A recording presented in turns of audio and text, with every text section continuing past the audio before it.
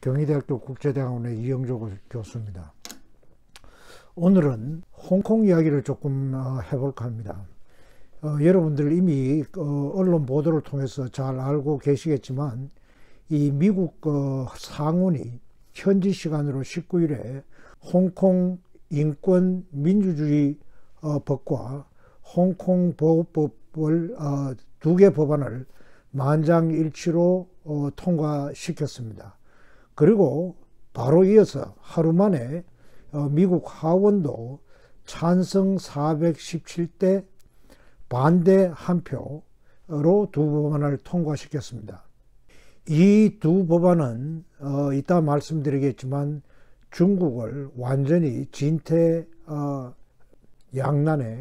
공경으로 빠뜨리고 있습니다. 이 해당 법안은 미 국무부가 홍콩의 자치 수준을 매년 검증을 해서 홍콩이 누리는 경제 통상에서의 특별한 지위를 유지할지를 결정을 하고 홍콩의 인권 탄압과 연루된 중국 정부 관계자들에 대해서는 비자 발급을 제한한다든가 심지어는 재산을 압류한다든가 또 하는 조치들도 할 수 있게 하는 내용을 담고 있습니다.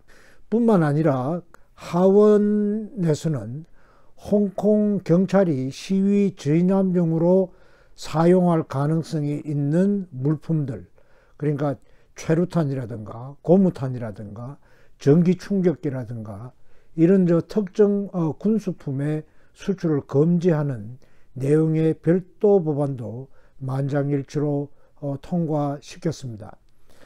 물론 중국 외교부는 전날 미 상원에서 홍콩 인권 법안이 만장일치로 통과되었다는 소식이 전해진 직후에 성명을 내고 중국 내정에 간섭한 것을 강력히 규탄하며 반대한다고 이렇게 밝혔습니다.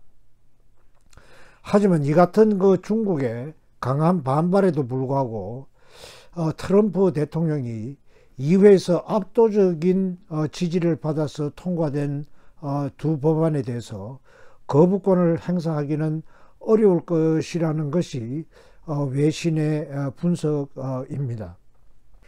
이미 조금 말씀을 드렸지만 홍콩 인권법의 주요 내용을 보면 미국의 국무장관은 미국이 제공하는 관세 및 기타 특혜 대우를 홍콩이 누릴 수 있도록 매년 홍콩이 충분한 자치를 누리고 있는지 심사를 해서 의회에 보고하도록 이렇게 되어 있습니다.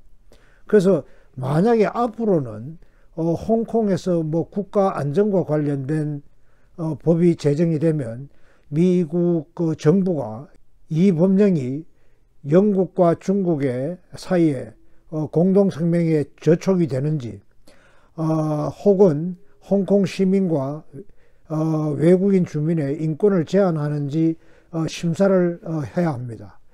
더 심각한 것은 이 홍콩 정부는 정치개혁을 단행하도록 하고 있습니다.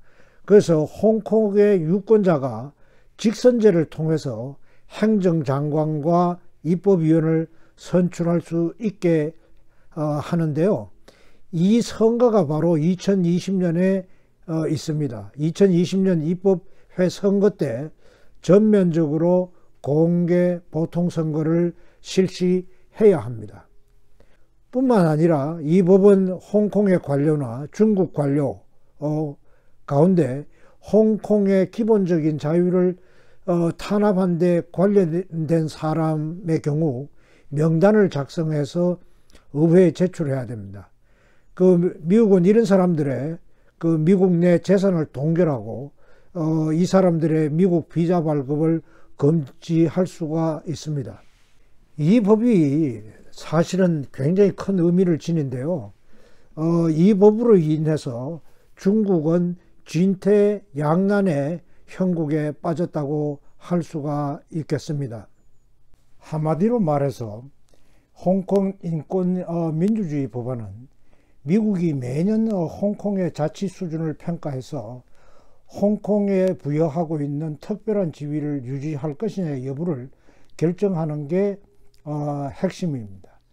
만일에 홍콩 사회가 홍콩 인권 및 민주법안이 요구하는 충분한 자치권을 상실했다고 판단이 되면 미국 의회는 투표를 통해서 이 홍콩 정책법을 중지시켜 이 홍콩에 대한 특별 관세 및 특수 우대 지위를 정지시킬 수도 있습니다. 이건 다시 말하면 지금은 홍콩은 뭐 중국에 대해서 미국이 관세 폭탄을 매기고 있지만 홍콩은 영향을 받지 않는데, 만약에 홍콩이 이런 지위를 잃게 되면 중국 내의 다른 도시들과 같아진다는 그런 이야기입니다. 왜 이 홍콩 인권법이 무서운가 하면, 이 첫 번째 이유는 중국 경제가 홍콩에 굉장히 많은 의존을 하고 있다는 겁니다. 뭐 수출 관련한 홍콩의 공헌도는 이 97년만 해도 한 20% 됐지만 지금은 한 3% 정도밖에 되지 않습니다. 그래서 수출 창구로서는 그렇게 중요하지 않습니다. 그런데 홍콩은 사실 외국 자본이 중국으로 흘러들어가는 매우 중요한 통로 역할을 합니다. 지난해 홍콩을 통과해 중국에 진입한 외국인 투자는 거의 900달러가 되는데요. 전 중국 그 외국인 투자의 3분의 2에 해당되었습니다. 뿐만 아니라 지난해 205개 기업이 홍콩 증시에 상장이 됐는데 이 가운데 103개가 사실은 중국 기업입니다. 그러니까 반이 넘었던 거죠. 그리고 작년 그 홍콩 주식시장에서 이렇게 모은 그 자금액이 2,865억 홍콩 달러, 우리 돈으로 하면 한 43조 5천억쯤 됐는데요. 이 가운데 중국 기업의 모금액이 전체의 96% 정도에 해당됐습니다. 그래서 일단 그 홍콩이 높은 수준의 자치와 법치를 하지 않는다고 판단돼서 이 특수한 지위를 상실하게 되면 홍콩 금융업이나 무역업은 심각한 타격을 입게 됩니다. 대량의 자금이 밖으로 유출될 것이고, 당연히 뭐 실업이 증가하고 부동산 가격은 폭락하는 이런 문제들이 발생할 수 있습니다. 그러므로 이 중국 공산당과 홍콩 정부가 이 홍콩의 일국 양제와 고도 자치를 계속 파괴한다면 홍콩은 사실 쓸모없는 항구로 전락할 수도 있습니다. 홍콩이 이렇게 폐항이 되면 중국 경제와 기업은 큰 타격을 입을 수밖에 없습니다. 두 번째로, 이 홍콩은 중국의 중요한 기술 수입 창구입니다. 이 중국 정부와 군부는 홍콩의 민영 기업인 것처럼 해서 회사들을 세우고, 여기에서 미국으로부터 군민 겸용으로 쓸 수 있는 기술들을 도입을 합니다. 그래서 구매를 하고 이걸 이제 본토로 보내서 군대가 사용하게 하고, 아니면 이 리버스 엔지니어링을 해서 기술을 습득하는 거죠. 그래서 중국이 실제로 이란에 공급한 일부 무기는 이 홍콩을 통해서 중국이 수입한 기술을 이용해서 만든 것이라는 이런 그 의혹이 제기된 적도 있습니다. 세 번째로, 이 홍콩 문제는 지금 진행되고 있는 미중 그 무역 협상에 굉장히 중국 측으로서는 불리하게 작용할 수 있습니다. 미국과의 그 무역 전쟁과 협상이 계속 되는 동안 이 홍콩 문제는 중국의 큰 약점이 될 겁니다. 언제든지 홍콩에 대한 그 지위 박탈을 가지고 미국이 중국을 협박할 수도 있다는 거죠. 그래서 마치 다모클레스의 칼처럼 이 홍콩, 중국의 머리 위에 칼이 매달려 있는 것 같은 그런 압박을 중국은 받을 것이다, 이렇게 예상됩니다. 네 번째로 이 홍콩은 중국 그 귀족들, 신흥 귀족청의 금고 그리고 자금 세탁 통로입니다. 수많은 중국의 신흥 귀족들, 뭐 고위 관료 2세들, 관을따이라고 그러죠. 그 다음에 부자들, 재벌들 2세들, 후얼따이, 뭐 이런 사람들이 이 중국 경제가 이제 조금씩 불안해지니까 대량의 자금을 홍콩에 보관을 하고 있습니다. 그래서 홍콩을 통해서 해외 각지로 돈을 빼돌리기도 하고 그렇게 하고 있는 거죠. 그래서 일단 홍콩이 그 우대 지위를 잃게 되면 지금 이 귀족층들은 그 자금 이전의 통로, 자금 세탁의 통로를 잃게 됩니다. 그리고 이 사람들이 홍콩에 가지고 있던 돈은 이 정부에 추적당해서, 당에 추적당해서 몰수될 수도 있는 거죠. 그래서 그 일부 보도에서는 바로 이 때문에 이런 그 중국의 신흥 귀족층들이 암암리에 이번 그 범죄자, 이번 시위의 단초가 됐던 범죄자 송환법 반대 운동에 뒷돈을 댔다는 이런 이야기도 나돌고 있을 정도입니다. 다섯 번째로 이 중국의 관료들은 해외 자산이 동결될 걸 굉장히 두려워합니다. 많은 관료들이 재산을 해외로 빼돌리고 특히 미국이나 캐나다로 빼돌리고 가족과 자녀를 미국이나 캐나다에 이민을 보냈습니다. 미국 정부도 이런 정보를 다 알죠. 이런 사람들의 자료 다 파악하고 있습니다. 그래서 중국 관료가 홍콩의 인권이나 자유나 법치의 탄압에 연루됐다, 이렇게 이제 판명이 되면 그들의 미국 내 해외 자산을 하루아침에 동결시킬 수 있는 거죠. 이 사람들 입장에서 하루쯤에 그 많은 돈이 다시 완전히 사라지는 것이고 다시는 미국에 들어가지도 못하게 되는 겁니다. 따라서 이 홍콩 인권 및 민주법안은 이 홍콩 시민들이 간절히 바랬던 그 방패이고 복음이지만 또 중국 공산당과 홍콩 정부 관리들한테는 엄청난 악몽입니다. 사실 저는 여기서 그 홍콩이 앞으로 어떻게 될까 이야기를 하고 싶은데요. 바로 이렇게 그 중국의 관료들이나 중국 정부가 홍콩의 중요성에 비추어서 뭐 합리적으로 결정을 내린다면, 그리고 이제 바로 이 홍콩 문제 때문에 대만의 인심도 중국으로부터 등을 돌리고 있기 때문에 이런 점들을 감안을 하면 홍콩 반환 때 약속한 대로 이 고도의 자치를 허용하는 것이 합리적일 겁니다. 그런데 저는 개인적으로 그럴 가능성이 상당히 낮다, 이렇게 보고 있습니다. 제가 왜 이런 말씀을 드리냐 하면 이 참고가 될 수 있는 게 신장에 있는 그 위구르족에 대한 그 중국의 정책입니다. 아주 단적인 예 하나가 북경 민족대학의 경제학 교수였던 일함 토우트라는 사람이 있었는데요. 이 사람은 굉장히 온건한 사람이었습니다.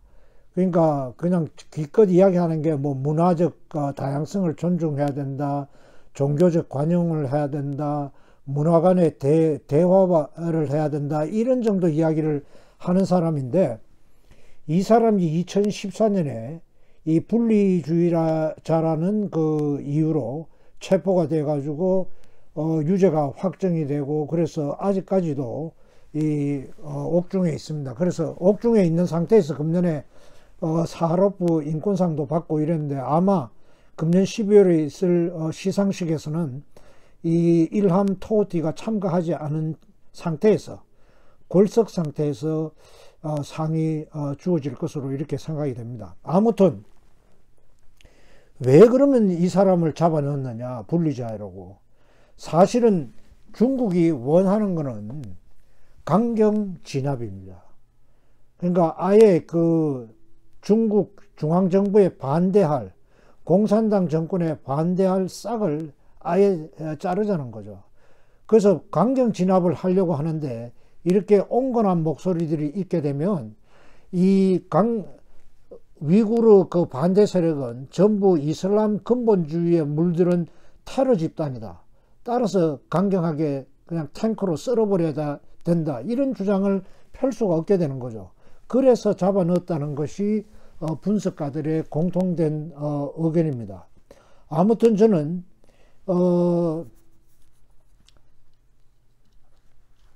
엄청난 그 후폭풍에도 불구하고 중국이 물리력으로 이 시위대를 진압할 것으로 믿습니다. 이 사실은 시진핑이 신장 위구르를 방문했다가 티베트로 넘어가면서 그 연설 과정에서 이 홍콩 시위대에 대해서 단호하게 대응하라는 이야기를 하고서 사실 지금 진행되고 있는 거거든요. 그래서 나중에 문제는 나중에 해결을 하고, 우선은 물리적으로 이걸 완전히 진압한 후에 그 다음에 가서 무슨 자치를 허용하는 것처럼 이렇게 그 모양을 내서 모면해 보겠다는 이런 생각을 하고 있을 것 같습니다.